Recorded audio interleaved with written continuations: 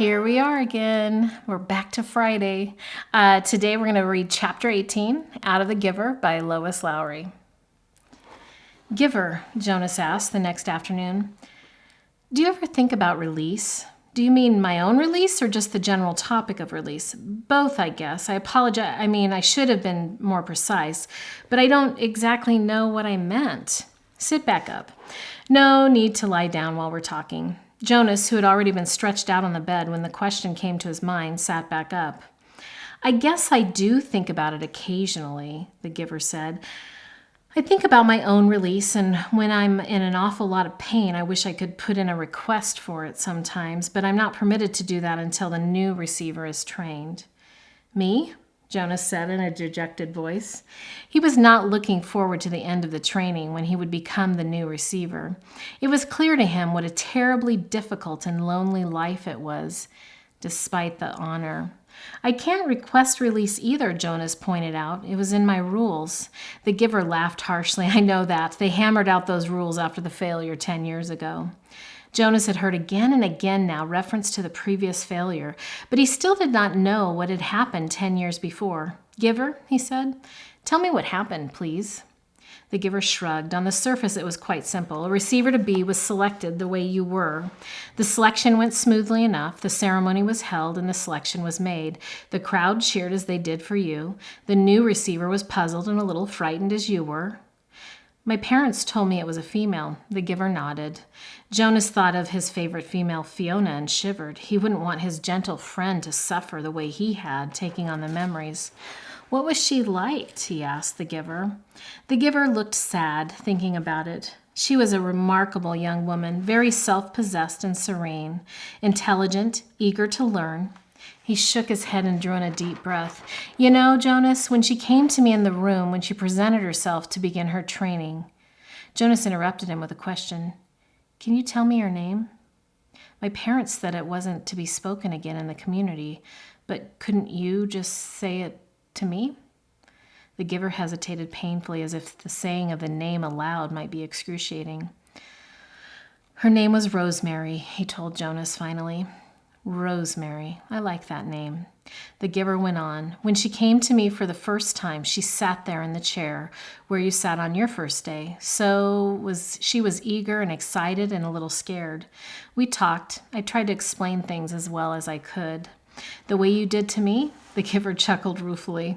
The explanations are difficult. The whole thing is so beyond one's experience, but I tried, and she listened carefully. Her eyes were very luminous, I remember. He looked up suddenly. Jonas, I gave you a memory that I told you was my favorite. I still have a shred of it left. The room with the family and the grandparents. Jonas nodded. Of course he remembered. Yes, he said. It had that wonderful feeling with it. You told me it was love. You can understand then that that's what I felt for Rosemary, the giver explained. I loved her. I feel it for you too, he added. What happened to her? Jonas asked. Her training began. She received well as you do. She was so enthusiastic, so delighted to experience new things. I remember her laughter. His voice faltered and trailed off. What happened? Jonas asked again after a moment. Please tell me. The giver closed his eyes. It broke my heart, Jonas, to transfer pain to her. But it was my job. It was what I had to do. The way I've always had to do it with you. The room was silent. Jonas waited. Finally, the giver continued. 5 weeks, that was all. I gave her happy memories, a ride on a merry-go-round, a kitten to play with, a picnic. Sometimes I chose one just because I knew it would make her laugh. And I so treasured the sound of that laughter in this room that had always been so silent. But she was like you, Jonas. She wanted to experience everything. She knew that it was her responsibility, and so she asked me for more difficult memories. Jonas held his breath for a minute. You didn't give her war, did you? Not after just 5 weeks. The giver shook his head and sighed. No, and I didn't give her physical pain, but I gave her loneliness, and I gave her loss. I transferred a memory of a child taken from its parents. That was the first one. She appeared stunned at its end. Jonas swallowed. Rosemary and her laughter had begun to seem real to him, and he pictured her looking up from the bed of memories, shocked. The giver continued. I backed off, gave her more little delights, but everything changed once she knew about pain. I could see it in her eyes. She wasn't brave enough, Jonas suggested. The giver didn't respond to the question. She insisted that I continue, that I not spare her. She said it was her duty, and I knew, of course, that she was correct. I couldn't bring myself to inflict physical pain on her, but I gave her anguish of many kinds, poverty and hunger and terror. I had to, Jonas. It was my job, and she had been chosen. The giver looked at him imploringly. Jonas stroked his hand. Finally, one afternoon, we finished for the day. It had been a hard session. I tried to finish, as I do with you, by transferring something happy and cheerful, but the times of laughter were gone by then. She stood up very silently, frowning, as if she were making a decision. Then she came over to me and put her arms around me. She kissed my cheek. As Jonas watched, the giver stroked his own cheek, recalling the touch of Rosemary's lips 10 years before. She left here that day, left this room, and did not go back to her dwelling. I was notified by the speaker that she had gone directly to the chief elder and asked to be released. But it's against the rules. The receiver in training can't apply for It's in your rules, Jonas, but it wasn't in hers. She asked for release, and they had to give it to her. I never saw her again.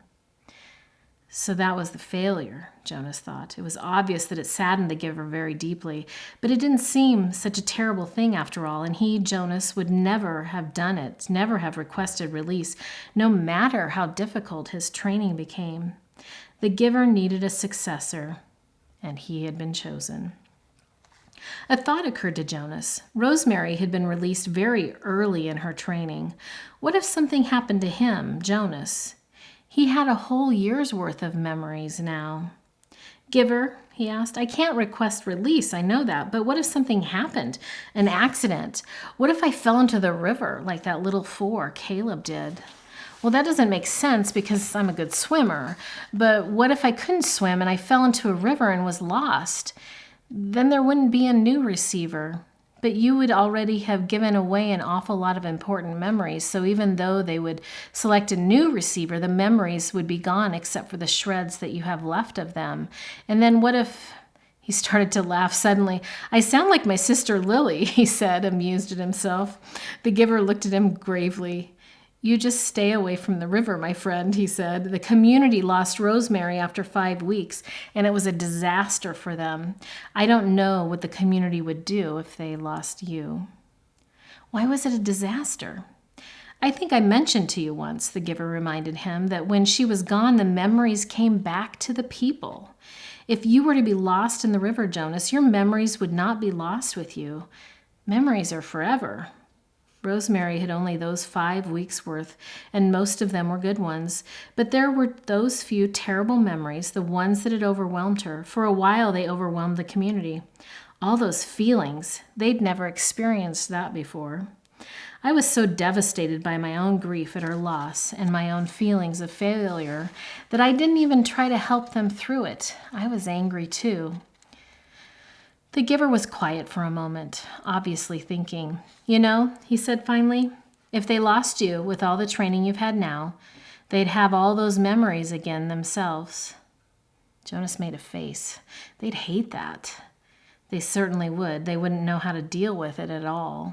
The only way I deal with it is by having you there to help me, Jonas pointed out with a sigh. The giver nodded. I suppose, he said slowly, that I could... You could what? The giver was still deep in thought. After a moment, he said, if you floated off in the river, I suppose I could help the whole community the way I've helped you. It's an interesting concept. I need to think about it some more. Maybe we'll talk about it again sometime, but not now. I'm glad you're a good swimmer, Jonas, but stay away from the river. He laughed a little, but the laughter was not lighthearted. His thoughts seemed to be elsewhere, and his eyes were very troubled.